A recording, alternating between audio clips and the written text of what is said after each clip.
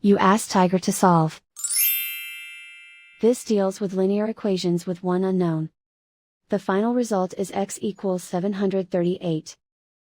Let's solve it step by step. Simplify the expression.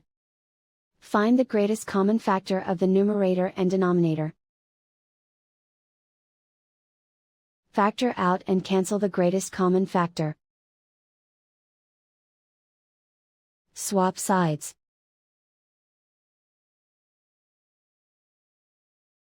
Isolate the x. Multiply both sides by 41. Group like terms.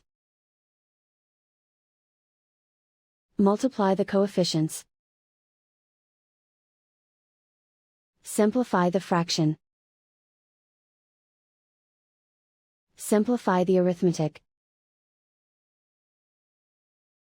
And so the final result is x equals 738.